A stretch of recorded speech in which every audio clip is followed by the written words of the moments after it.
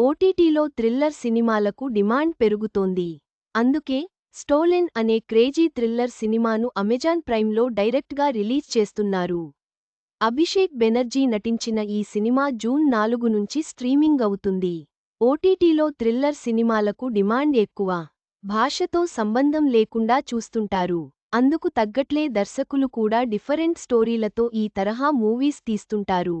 అలా ఇప్పుడు ఓ హిందీ చిత్రం గతంలో పలు ఫిల్మ్ ఫెస్టివల్స్లో ప్రదర్శితమై మంచి గుర్తింపు తెచ్చుకుంది. ఇప్పుడు దీన్ని నేరుగా ఓటీటీలో రిలీజ్ చేస్తున్నట్లు ప్రకటించారు. మీర్జాపూర్, పాతాళ్ లోక్ తదితర వెబ్ సిరీసులతో అభిషేక్ బెనర్జీ ఫేమ్ తెచ్చుకున్నాడు.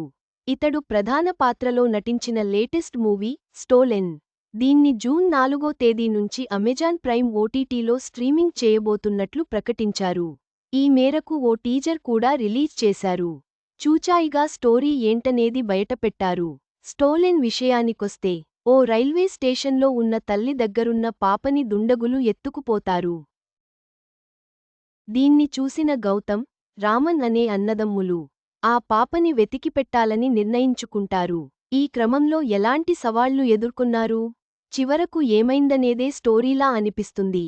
ఇకపోతే ఈ వారం ఓటీటీల్లో రిలీజయ్యే సినిమాల విషయానికొస్తే దాదాపు 14 కొత్త చిత్రాలు, వెబ్ సిరీసులు స్ట్రీమింగ్ కాబోతున్నాయి.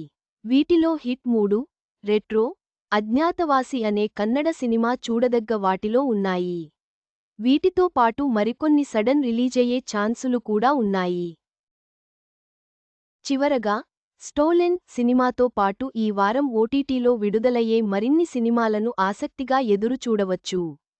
థ్రిల్లర్ ప్రేమికులకు ఇది ఖచ్చితంగా బాగుంటుంది.